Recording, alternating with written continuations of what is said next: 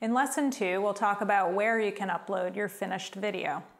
So there are sites that everyone knows like YouTube, Vimeo, Dailymotion, and Blip TV. These are just some examples of websites that'll host your video.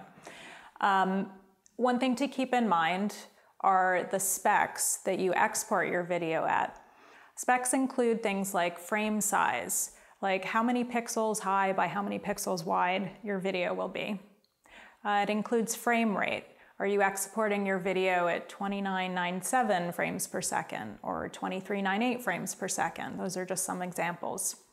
Also included in specs will be the codec you use to export your video. This is just a way to make your video smaller in size, so it'll be faster to upload, but the quality will still be good when it plays on these sites.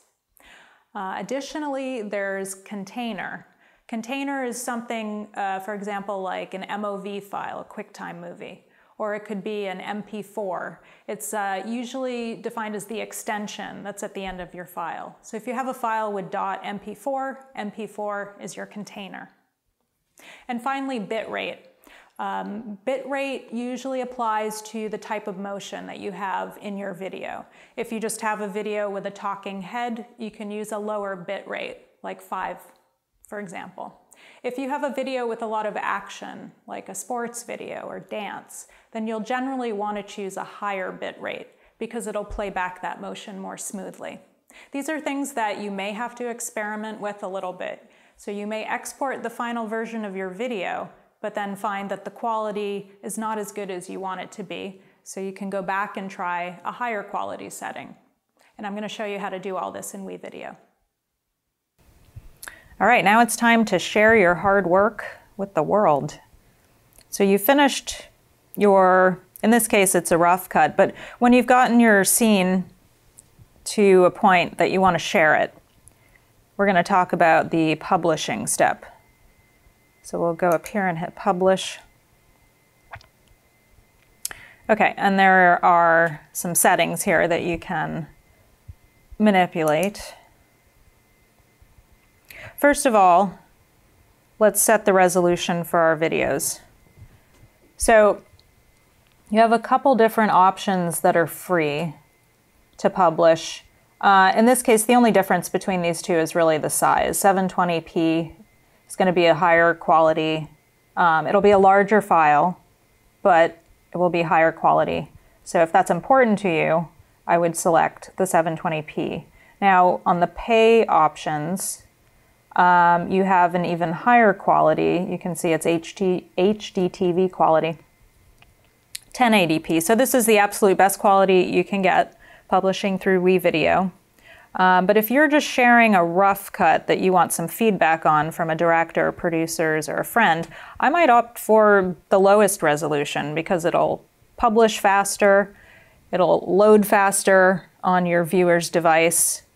And again, you just are looking for, you know, some feedback, so it doesn't have to be a high quality finished resolution.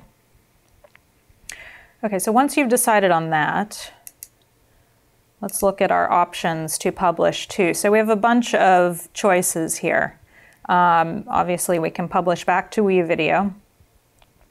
Now, these two, YouTube and Vimeo, both are video streaming platforms. You know, the content on YouTube ranges from, you know, cats doing funny tricks to people posting, you know, full-length movies. So it's really quite a variety of content on YouTube, which can be good and bad. Sometimes it can be a little harder to find what you're looking for because of that. Additionally, YouTube does serve a lot of its videos with advertisements. In contrast, on Vimeo, you do not have advertisements before the content. Now, these two options, Dropbox and Google Drive, are pretty much a storage place. So if you want to publish your video but not upload it to any video streaming service like YouTube or Vimeo, you can publish it to either Dropbox or Google Drive, where it'll be stored for you in the cloud. And you can access it, you know, from a computer or device with any internet connection. This will not be shared unless you designate recipient for it. So within the publish feature, there's lots of options and a few settings that you can use to share your work.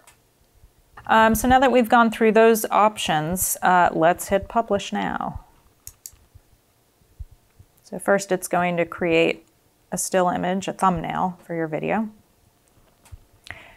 It'll give you this message that your video has been submitted for publishing, and you'll get a confirmation email when the video is ready.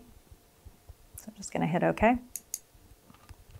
And you can see up here, the video is in process of being published. Once the publish process is finished, you'll get a confirmation email from WeVideo, and then your published video will show up in the Exports tab.